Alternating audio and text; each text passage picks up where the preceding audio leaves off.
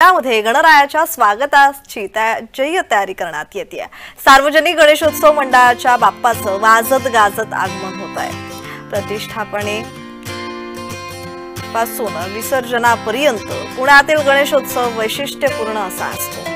बाप्पाची मिरवणूक, आकर्षक देखावे, त्याचप्रमाणे विविध उपक्रमाच्या माध्यमातून संस्कृती आणि परंपराचे दर्शन या गणेशोत्सवात घडतं आणि गणेश चतुर्थीच्या दिवशी पुण्यातील मानाच्या गणपतीसह प्रमुख मंडळांच्या गणपतीची प्रतिष्ठापना इथे होते।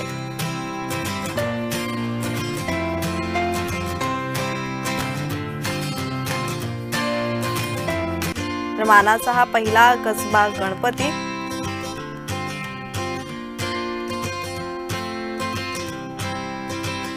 पुण्यातील पहिला मानाचा गणपती आणि सबंध पुण्यनगरीचे आराध्य दैवत असलेला कसबा पेठ गणपती उत्सव मंडपात जो आहे तो विराजमान झालेला आहे आणि काही वेळापूर्वीच हा मानाचा गणपती जो आहे तो विराजमान झालेला आहे आणि पुणेकरांनी या ठिकाणी आपण पाहू शकतो की या मानाच्या गणपतीचं दर्शन घेण्यासाठी एक रूप या गणपतीचं पाहण्यासाठी मोठ्या प्रमाणात गर्दी केलेली आहे।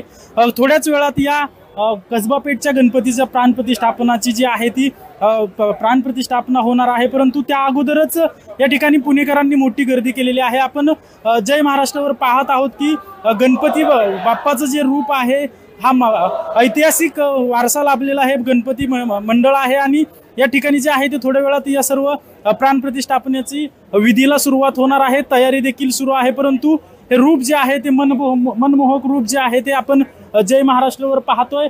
माझ्यासोबत या ठिकाणी या मंडळाचे अध्यक्ष आहेत। अध्यक्ष, मानाचा गणपती पहिला मानाचा गणपती आहे, पारंपरिक पद्धतीने सगळी मिरवणूक झाली आणि बाप्पा आता विराजमान झालाय उत्सव मंडपात।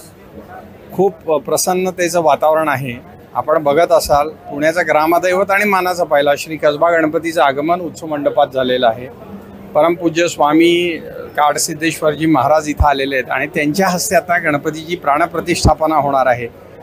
पारंपरिक पद्धतीने गणेशोत्सव साजरा करताना की गणपतीची मूर्तिकाराकडनं आणून पार्थिव गणेशाचं पूजन करून त्याचं प्राणप्रतिष्ठित करून 10 दिवस त्याच्या समोर ब्रह्मणस्पती सूक्त, गणेश याग, अथर्वशीर्ष पठण, सत्यविनायक पूजा, भजन, कीर्तन हे करत असताना याचा जो मूळ गाभा आहे की सामाजिक प्रबोधन करण्यासाठी या गणेशोत्सवाच्या व्यासपीठाची लोकमान्य बाळ गंगाधर टिळकांनी व्यवस्था केलेली होती आणि ती सक्षमपणे श्री कसबा गणपती मंडळ राबवत आहे। नक्कीच थोड्याच वेळात या ठिकाणी प्राणप्रतिष्ठापनेचा कार्यक्रम जो आहे तो सुरू होणार आहे आणि पुणेकरांनी पहिल्याच दिवशी जे आहे ते मोठ्या प्रमाणात दर्शनासाठी गर्दी केल्याचं पाहायला मिळतंय।